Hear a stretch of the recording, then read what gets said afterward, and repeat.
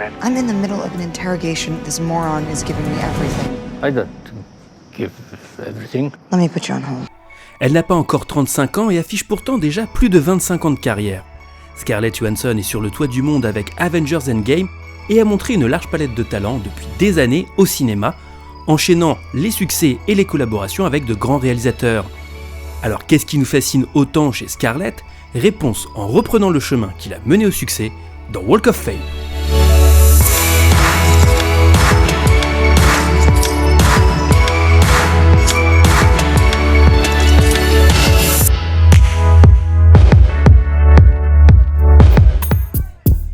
Première anecdote, et ce dès sa naissance en novembre 1984, Scarlett a un jumeau, Hunter, né quelques minutes après elle. Une fratrie totale de 4 enfants, 2 filles et 2 garçons, qui feront tous partie de l'industrie du spectacle en tant qu'acteurs ou producteurs. Il ne faudra pas attendre beaucoup d'années pour que Scarlett Johansson commence sa carrière d'actrice, ce sera dès l'âge de 8 ans, au théâtre, avec Ethan Hawke dans une pièce off-Broadway. En effet, sa mère l'emmenait régulièrement à des auditions et la petite Scarlett enchaînait les séries, téléfilms et comédies, mais à faible rayonnement.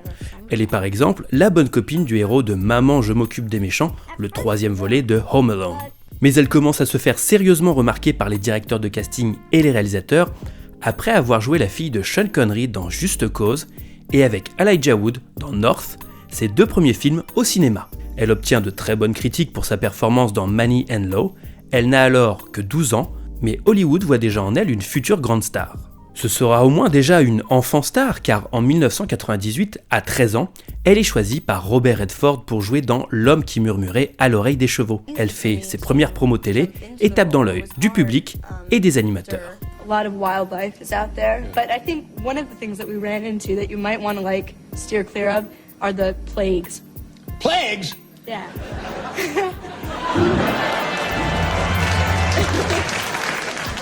Suivent alors en 2001 2 films marquants, The Barber, L'homme qui n'était pas là, des frères Cohen, et Ghost World, dans lequel elle n'a pas le rôle principal, mais joue la meilleure amie. Cette adaptation d'une bande dessinée est très appréciée par les critiques et va bientôt lui ouvrir les portes des meilleurs castings et des meilleurs rôles.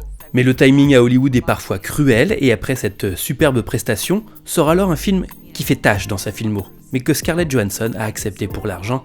Il s'agit d'Arak Attack, un film catastrophe dans tous les sens du terme. Heureusement, suite à la sortie de Ghost World, elle est déjà sur d'autres rails, et son prochain film va être le porte-étendard d'une génération, l'iconique Lost in Translation de Sofia Coppola avec Bill Murray. Si le tournage avec son partenaire est très compliqué, le succès sera au rendez-vous.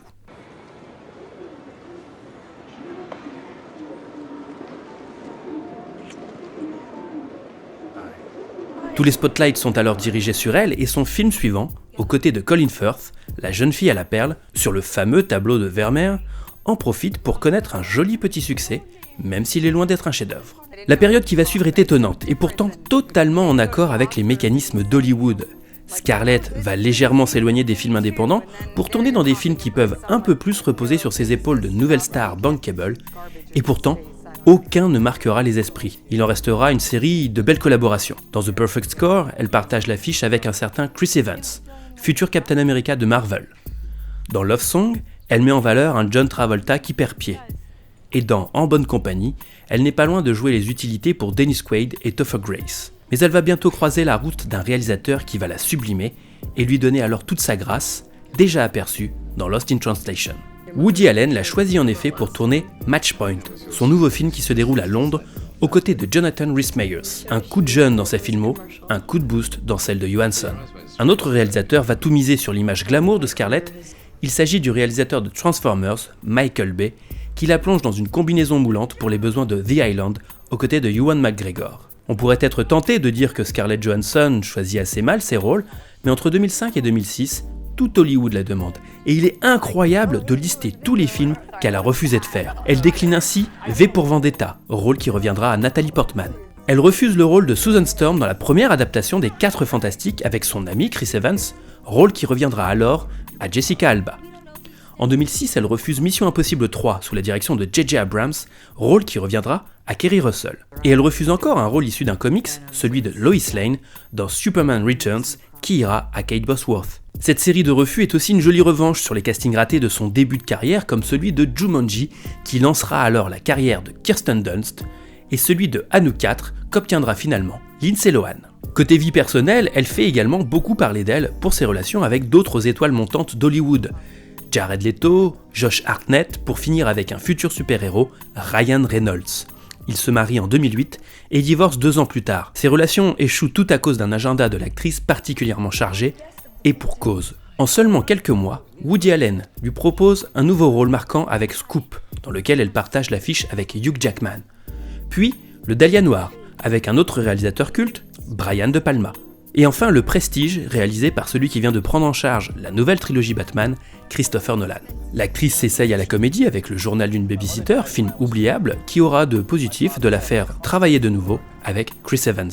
Avec 2 sœurs pour un roi, aux côtés de Nathalie Portman et d'Eric Bana, on peut clairement dire qu'elle fait un film raté, surtout au vu du casting. On pouvait en attendre mieux.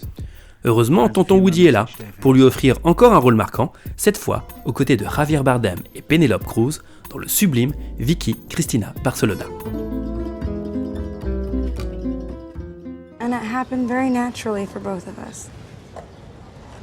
Après Ghost World, Johansson participe à une nouvelle adaptation de bande dessinée réalisée par l'auteur lui-même, Frank Miller, qui profite du succès de Sin City pour proposer sa version d'un autre de ses héros avec The Spirit. Mais c'est un flop assez retentissant qui pourrait vous dégoûter de refaire une adaptation de comics.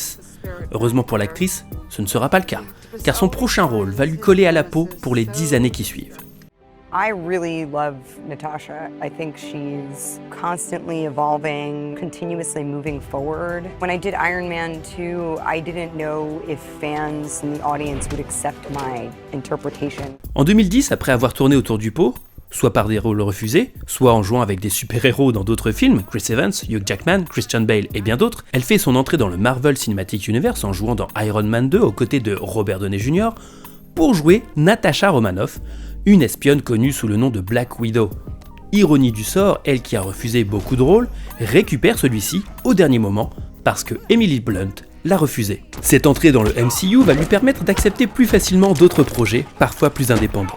Si ce n'est pas encore le cas avec Nouveau Départ de Cameron Crowe, qui est une comédie familiale, avec Matt Damon, c'est clairement le cas avec Dungeon, un film totalement barré de son ami Joseph Gordon-Levitt, ou avec Under the Skin de Jonathan Glazer, des films qui n'auraient certainement pas pu se monter financièrement sans sa participation.